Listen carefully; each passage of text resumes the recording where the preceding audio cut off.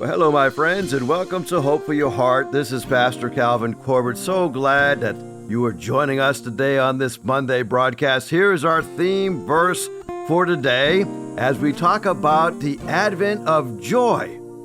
Romans 15:13.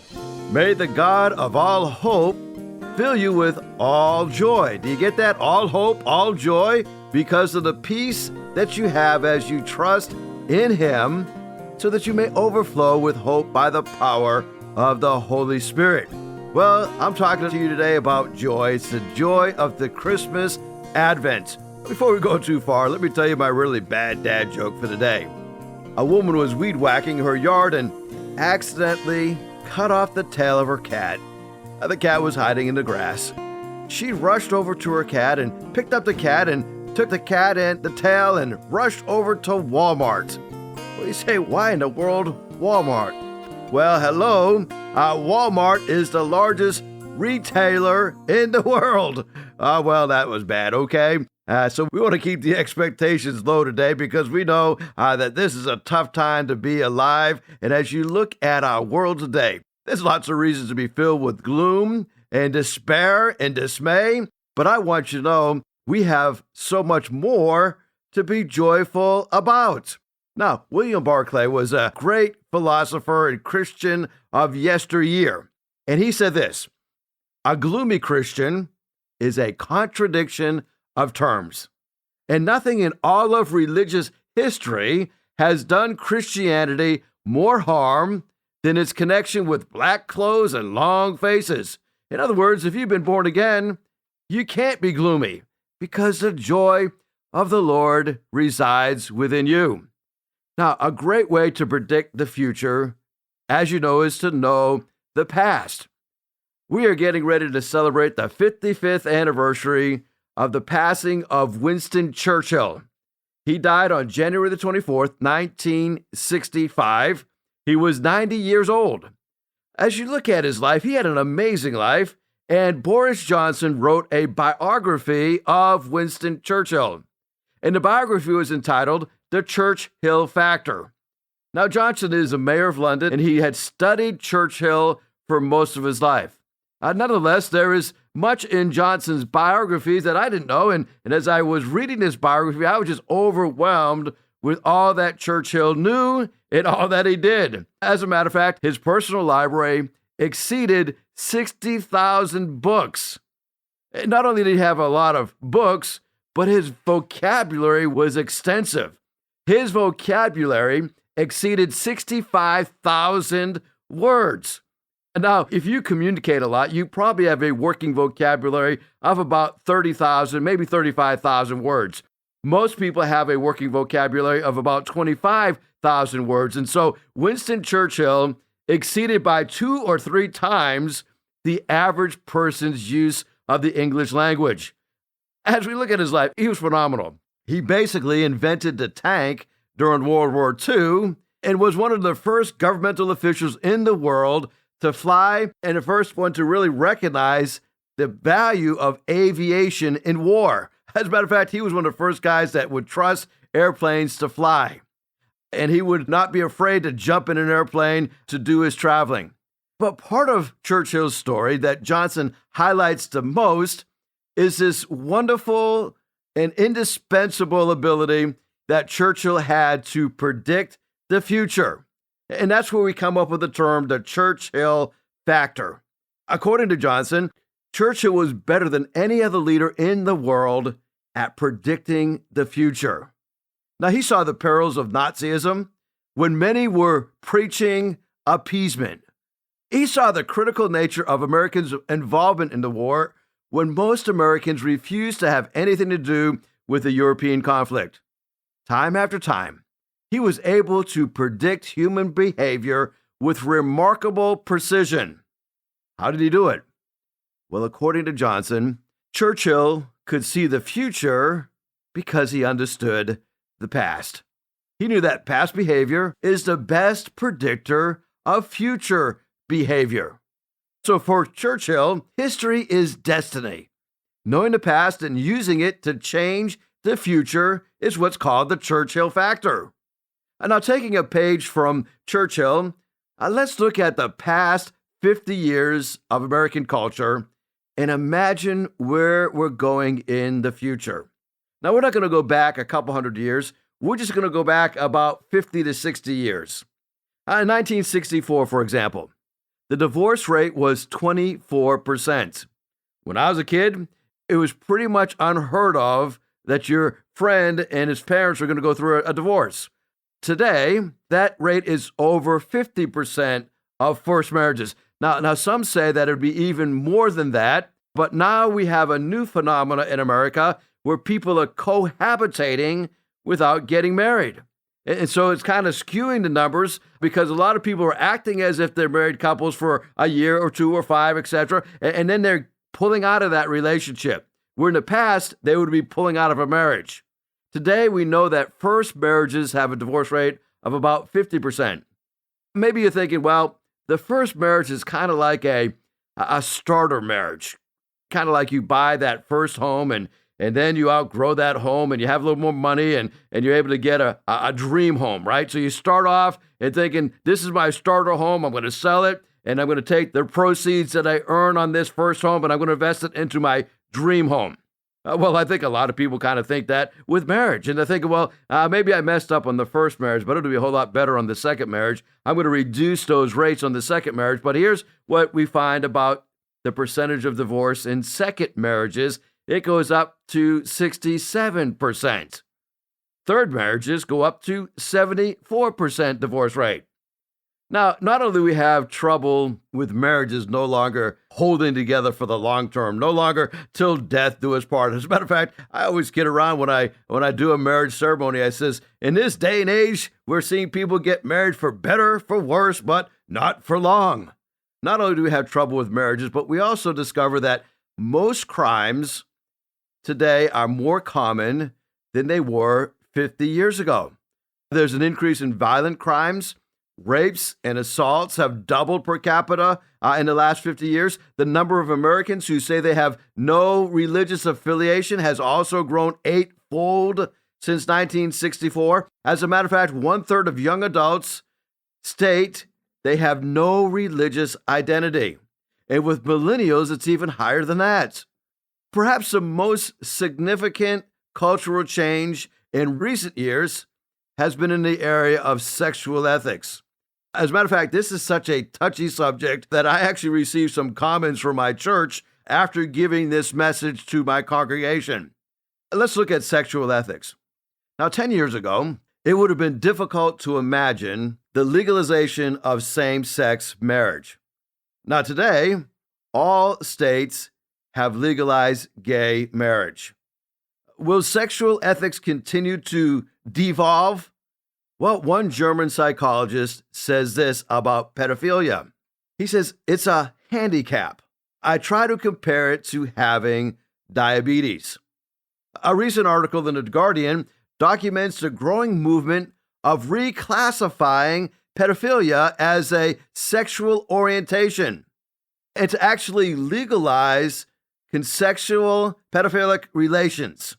Unbelievable. So in other words, you can find a child that will agree to have a relationship with you as a grown man or as a grown adult, and it will be okay. As you think about where we are going, polygamy is also on the rise. Polygamy is, I believe, going to be in our legal future. If proponents have their way, I don't see how we can get around it. Already in the United States, even by conservative estimates, there are well over 100,000 polygamous families. Many of them are within the Muslim faith. And so a man marries one wife, for example, and I know this from personal talking with a Muslim friend. A man can marry one wife in a civil ceremony, and that will be recognized by the state. Then 2 or 3 others they can marry in a religious ceremony. So in the eyes of the law of the United States of America, they are legally married to one woman in a civil ceremony, but in religious ceremonies, they are recognized by having numerous wives.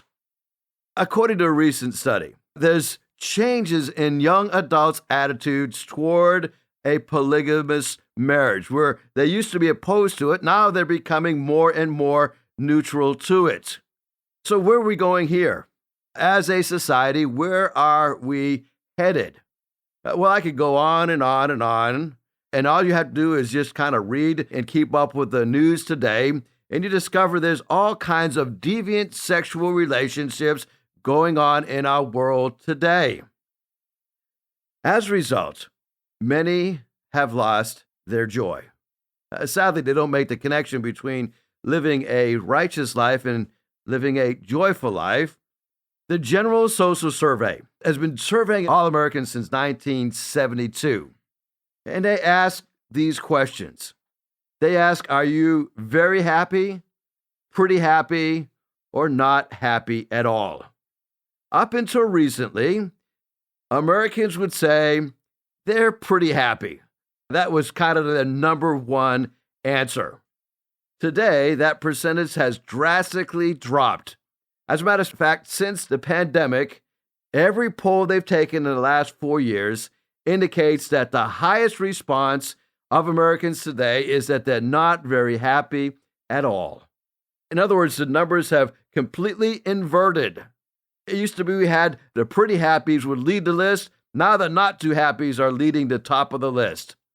As we think about this, we are living in a day and age that's not only a decline in morality, an increase in crime, we've also discovered that there is a major decrease in joy.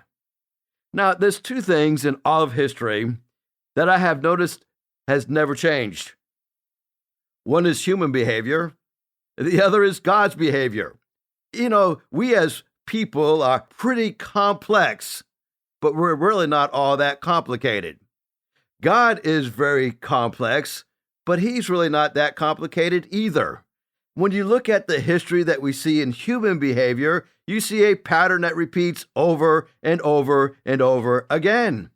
When you look at the history of God's behavior and his relationship with mankind, you see the same thing.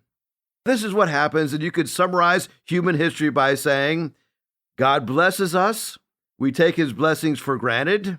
As a result of taking his blessings for granted, we begin to get bored in our lives. We begin to try to live out in new behaviors that are contradictory to the Word of God. We begin to get involved in deviant behavior, and then our lives begin to become unmanageable. They begin to fall apart, and then we actually will find ourselves enslaved.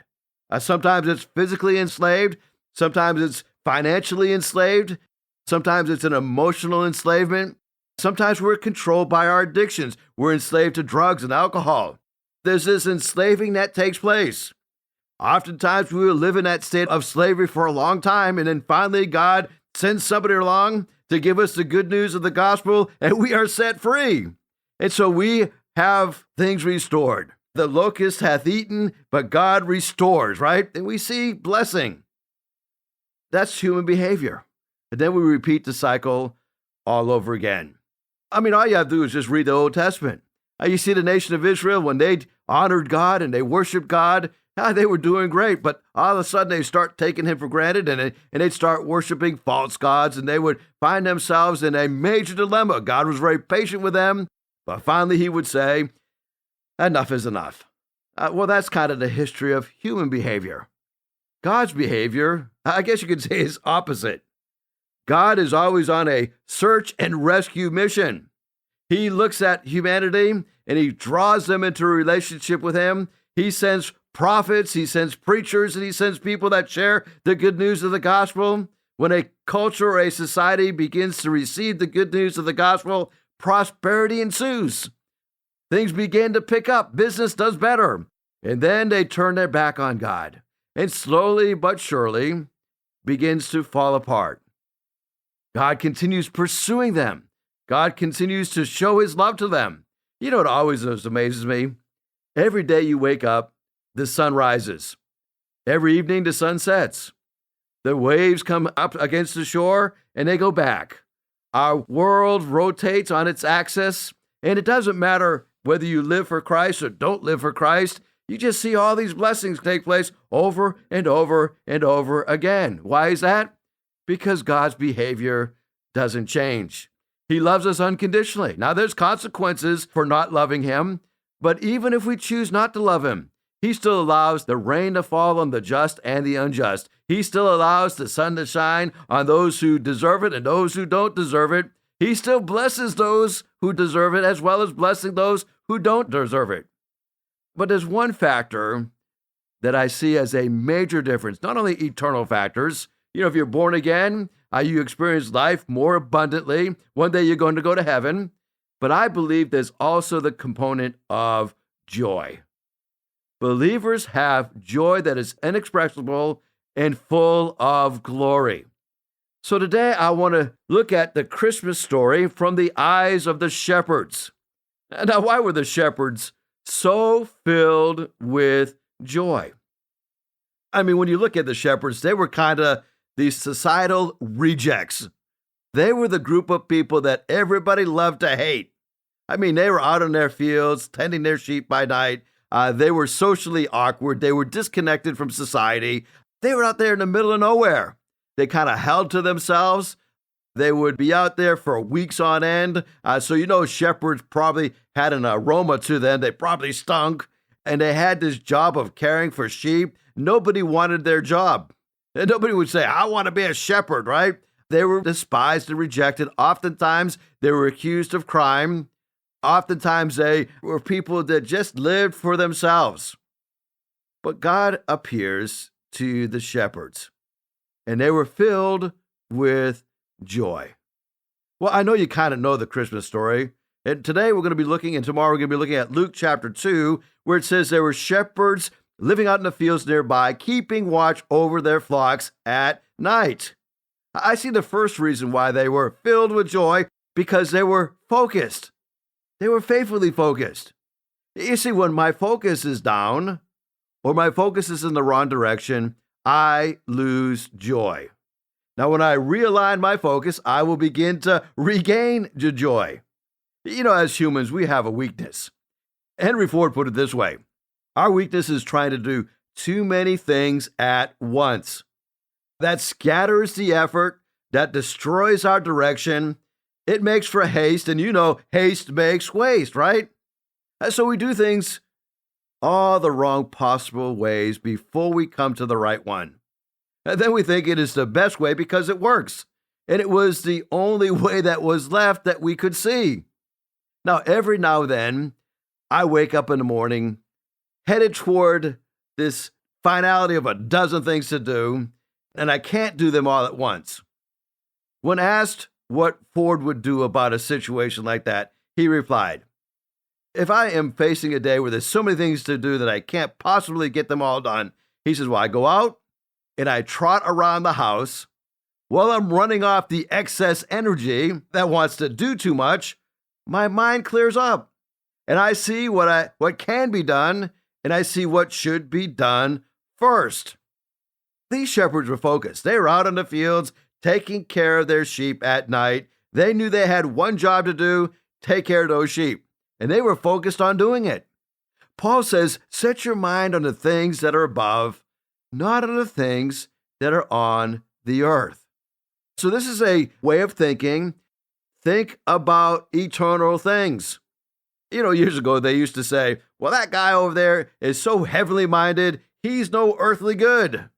I think today we have just the opposite problem. I think most of us are so earthly minded that we're no heavenly good. In other words, we're so consumed with what is happening in this world today. Let's change our thought process. Let's think about things that are above, things that are in heaven. As a matter of fact, Jesus, when he instructed us how to pray, he says, Our Father, which art in heaven, hallowed be thy name. You see, the most powerful prayers are always the prayers that begin in heaven. John Milton said it best: the mind is its own place, and in itself can make a heaven out of hell or a hell out of heaven. I recently read a fascinating research project that was done by a professor at Northwestern University. She set out to study Olympic medalists, and she discovered something very unexpected. She discovered that bronze medalists were happier than silver medalists. Wait a minute. You would think that the person who came third would kind of resent the second place and really resent the first place winner. But it says, as this research proves out, the bronze medalists were happier. And here's why.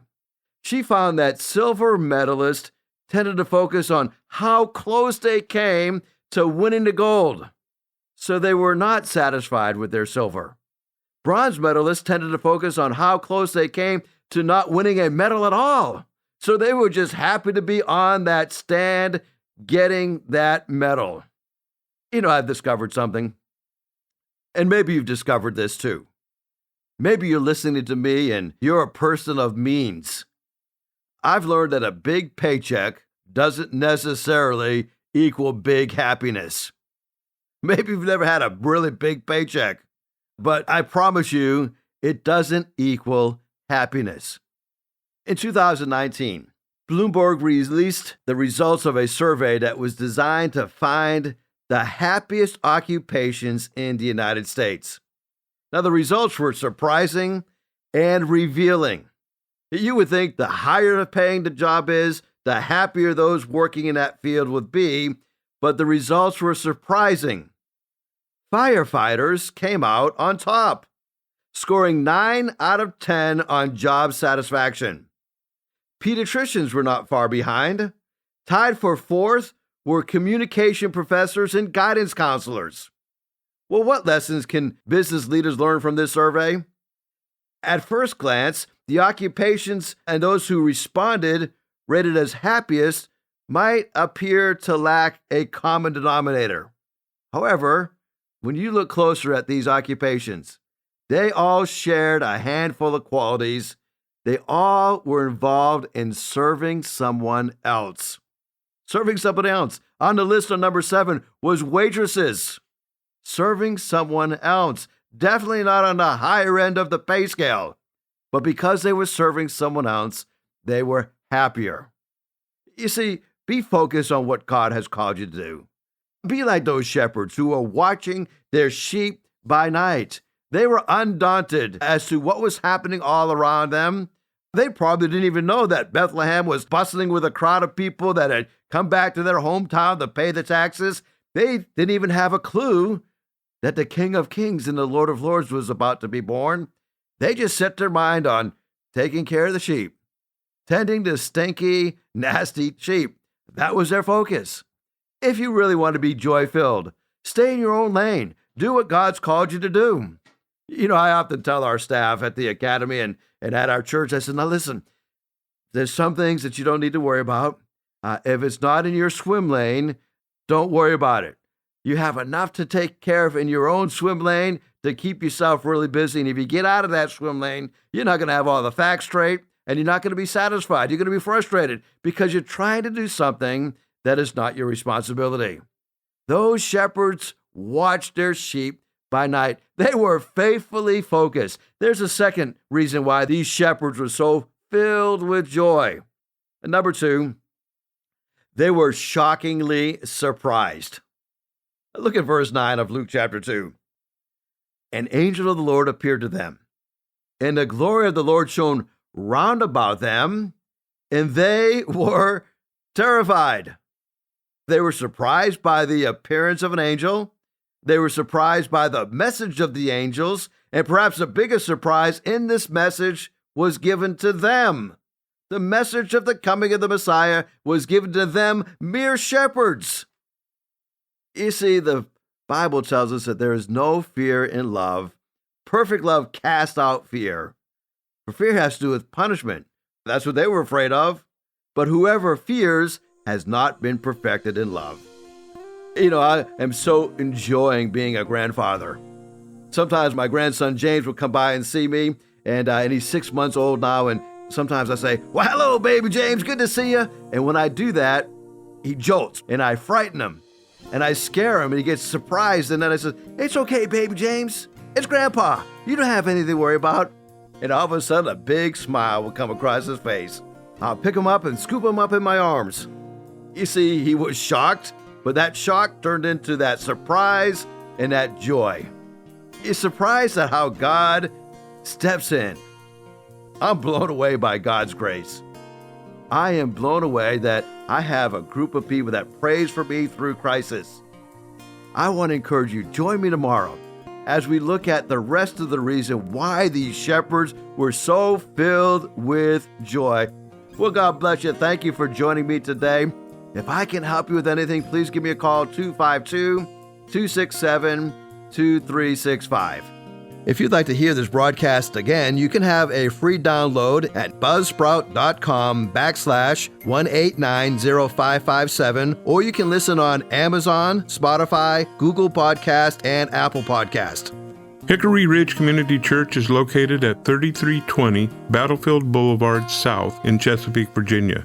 Sunday service times are 9 a.m. and 10:30 a.m. We'd love for you to join us. For more information, go to hrcc7.org. And remember, no matter what you're going through, in Jesus Christ there is always hope for your heart.